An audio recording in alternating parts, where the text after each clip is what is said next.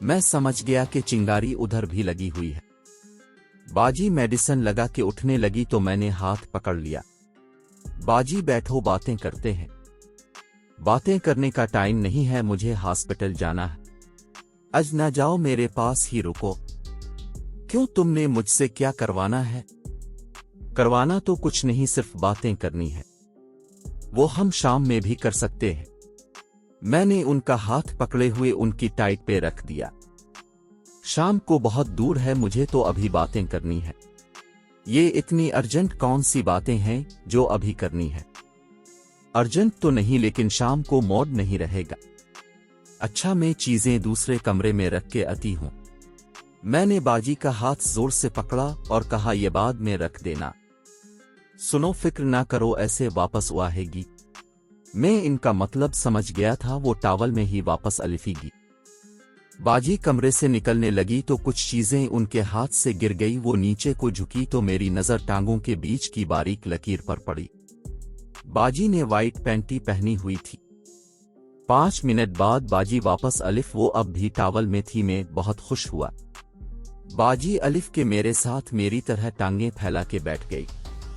हाँ, अब बोलो, कौन सी खास बात करनी है? बाजी, मैं आपको थैंक्स बोलना चाहता हूं। किस बात का थैंक्स? आपने पूरा हफ्ता मेरी खिदमत की। अच्छा, तो फिर बोलो थैंक्स। लेकिन बाजी, मैं आपको प्यार करके थैंक्स कहना चाहता हूं। सुनो, तुम प्यार कर थैंक्स कहोगे? चलो ठीक है, कर लो। मैं बहुत खुश हुआ और मैंने अपनी राइट बाजू को फैला के बाजी को अपने साथ लगा लिया। बाजी ने अपना सर मेरे कांधे पे रख दिया।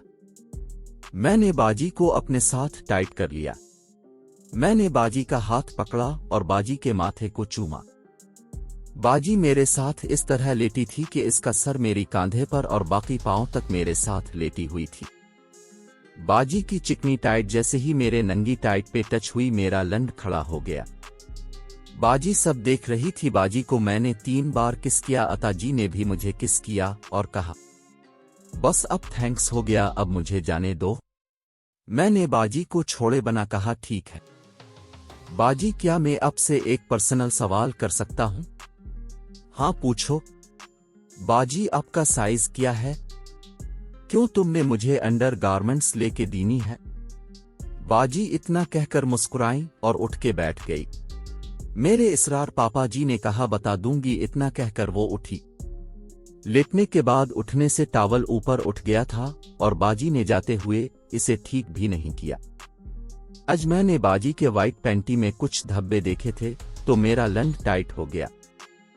बाजी के बाहर निकलते ही मैंने अपना लंड सहलाना शुरू कर दिया और आंखें बंद कर बाजी की चौथ को सोचने लगा। कमीज हटा के मैंने काफी अपने लंड पे काफी सारा थोक लगाया और मुंह मारने लगा। मैं तेज तेज हाथ चला रहा था कि बाजी के अनी से पहले ही अपनी मनी निकाल दूं। जब मैं चौंकने लगा तो मैंने करवट ली और सारी मनी बेड के साइड पे निकाल दी। जोतने के बाद मैं साइड में ही लेटा रहा। मेरी गानड नंगी हो रही थी, मुझे कदमों की आट पे भी मैं ऐसे ही रहा। मैं बाजी को अपने गानड दिखाना चाहता था, लेकिन मैंने अपना लंड छुपा लिया था। बाजी मेरे पीछे अलिफ के खड़ी हो गई और कुछ देर खड़ी रही, फिर बोली, सुनो, मैं अस्पताल जा रही हूं। मैं सीधा हो गया, जो मैं चाहता था वो हो गया था। बाजी, आप जल्दी अलिफ सकती हो? देखूंगी, अगर फुर्सत मिली तो अलिफ जाऊंगी। बाजी जाने लगी तो मैंने बाजी का हाथ पकड़कर पूछा, बाजी, मैंने आपसे कुछ पूछना था। बाजी मुस्कुराई और एक पेपर मेरे हाथ में दे दिया और मुस्कुराते हुए चली गई। मैंने पेपर खोल के देखा तो इस पर 34 और 30 लिखा हुआ था। मैं बहुत खुश हुआ और उठ के वॉशरूम चला गया। बाजी को गए अभी 30 मिनट ही हुए थे कि मेरा कजिन मुझसे मिलने उगा। मैंने भुट्टो बातों में इससे लेडीज अंडर गारमेंट्स के बारे में पूछा। उसने कहा, आपको क्या करनी है? मैंने दोस्त को देने का बोल दिया और लेने का बोला। उसने हाँ कर दी। मैंने इससे 500 रुपए दिए और 3 सीट लेने को कहा। वो फौरन गया और बेहतरीन लेडीज अंडर गवर्नमेंट सीट ले आलिफ। मैंने खोल के देखे, ये बहुत खूबसूरत थे। ब्लैक रीड और ऑफ वाइट कलर में बहुत क्लासिक डिजाइन्स थे। कजिन को जाने के बाद मैंने सारी चीजें पैक करके बेड के नीचे छुपा दे। आधी रात फिर डोरबेल हुई। मैंने गेट खोला तो बाजी खड़ी थी। मैं बहुत खुश हुआ। बाजी बैग रख के फ्रेश होके मेरे कमरे में उग। हम दोनों बातें करने लगे। बाजी का दुपट्टा गोद में गिर गया और मुझे बाजी के बोबुज नजर आने लगे। मेरे फौरन दिमाग में बाजी के अंडर गारमेंट्स आगी।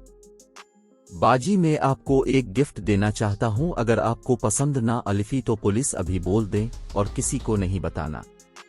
नोमी तुमने ये कैसे सोच लिया कि मैं बुरा मानूंगी? बाजी वो गिफ्ट ही ऐसा है कि इसके बारे में किसी को नहीं बताना। ऐसा कौन सा गिफ्ट है?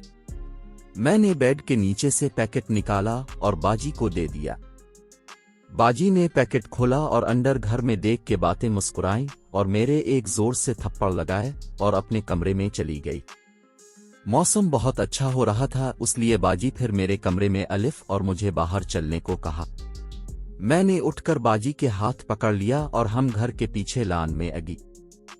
हम घास पे बैठ के बातें करने लगे। मैंने बाजी के हाथ अभी भी पकड़ रखा था, वो मेरे बहुत पास होके बैठी थी।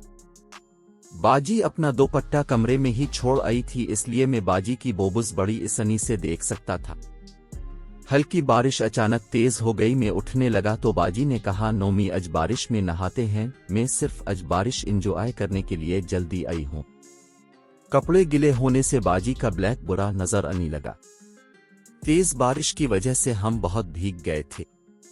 मैंने बाजी को कांधे से पकड़ के साथ लगा लिया। हम लोग 1 घंटे तक बारिश में नहाते रहे।